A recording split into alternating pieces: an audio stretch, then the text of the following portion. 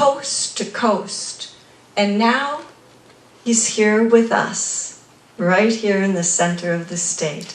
Welcome, Walt. Walt Belcher.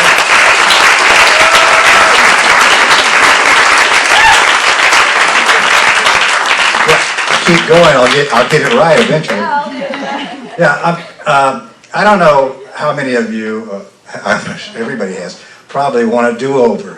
Something that happened in your life back in the past that kind of bothers you, and you'd like to do it over if you could go back in time and change it.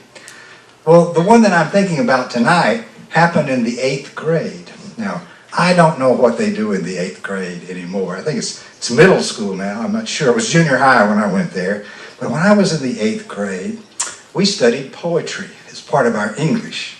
Our teacher was Mr. Dacus. He was kind of a burly guy with a dark black hair. He looked like Raymond Burr, Perry Mason, a humorless fellow.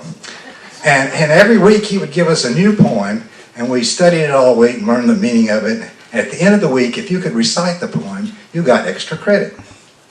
And these weren't short poems. These were classics. This is Edgar Allan Poe's The Raven and Annabel Lee and Wordsworth and Longfellow. We had a joke that they called him Longfellow because he couldn't write a short poem.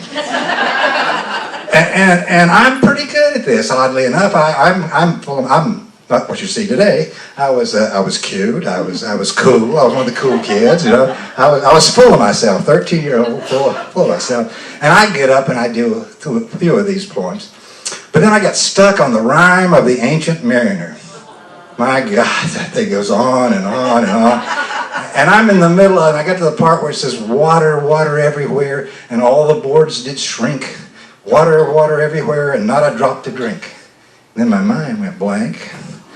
I improvised. I said, birdie, birdie in the sky, why did you drop that in my eye? Gee, I'm glad cows can't fly.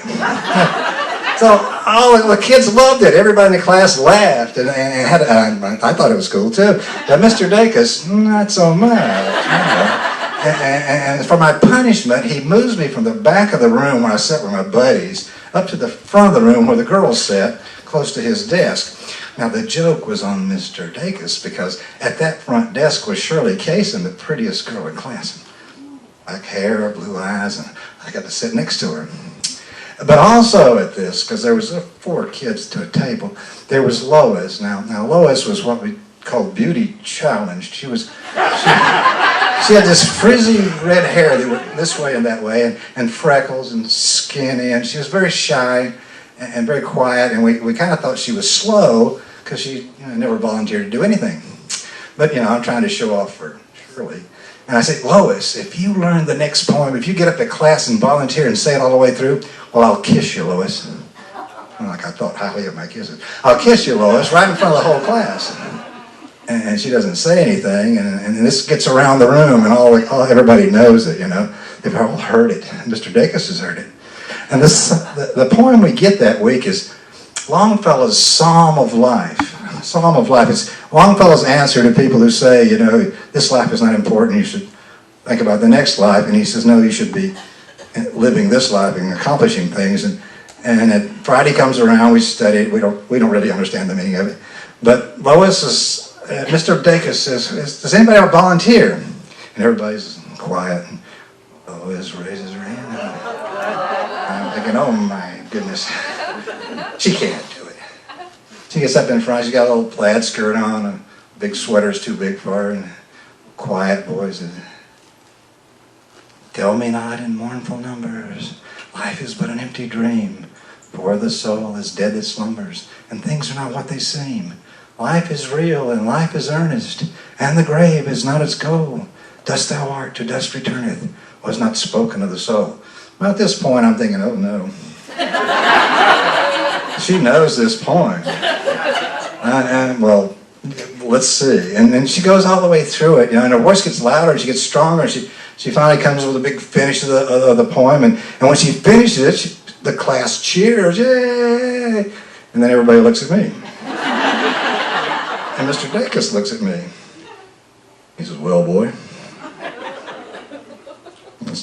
are you going to kiss her?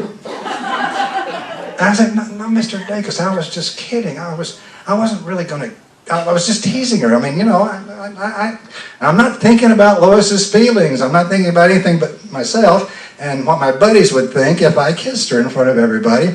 And Mr. Dacus says, well, you got to learn to keep your word, boy. Now, when I tell this story, young people, a lot of them come up to me and say, how could the teacher do that? The teacher can't do that thing. He's overstepping his bounds. And I remind them that this was the 1960s, and we were in a small town in the South. And what Mr. Dacus did to me was nothing what my father would do to me if he found out what I'd done. So Mr. Dacus could probably get away with a lot. If it happened today, he'd be fired, and Lois and I would be on social media, and our lives would be ruined. So I say, no, I won't kiss her. He says, I'll take the paddle. And so he has me bend over a chair, whack, whack, whack. And I'm not going to cry. I'm not going to say anything. I just go back to my seat and I sit down. I don't look at Lois. It's kind of thinking of, in my mind, oh no, you know, it's kind of embarrassing. I took a paddle instead of kissing her. And the school year ends, and we go to different schools out to the 8th grade, and I don't see Lois again. And as life goes on, I kind of think, well, if I could just do it over, you know. I wish I hadn't done it. I feel more ashamed of what I'd done, and it bothers me. And then along comes Facebook. And on Facebook, you can connect with people you knew, like kindergarten, first grade, second grade, all the way through. And so I said, I wonder if Lois is on Facebook. So I look her up in my group from school, and there she is. And she's just a beautiful woman now, auburn hair, she's got kids, married, she's successful. And I said, well, maybe I'll friend her. I don't want to apologize for something that happened 40 years ago out of the blue. And so I send her a message, and she accepts my friendship, and we exchange pleasantries, and she doesn't say anything. So I said, well, maybe she did. Maybe it didn't mean as much to her as it's kind of bothered me all these years. And then a couple of weeks go by, and it says, Lois sends me a message. Hey, you remember that time in the 8th grade that you wouldn't kiss me? And I said, oh, Lois, I'm so sorry. I apologize. I was a kid then. I was 13. I didn't know what I was doing. I was full of myself. I'm sorry. She said, that's all right. I don't care. I didn't want to kiss you anyway. And in fact, I thought you were a jerk. And after all those kids cheered when I finished my poem, well, that felt good because I just did it to show people I could do it, and everybody was talking about it. And you know, it was a good thing. And a lot of other people thought you were a jerk too. Well, this was eye-opening to me. And I got to thinking about it, and I said, well, I'm so glad it worked out for Lois. I'm so happy. But still, if I could do it over, I would just change one thing. This time, I would kiss her.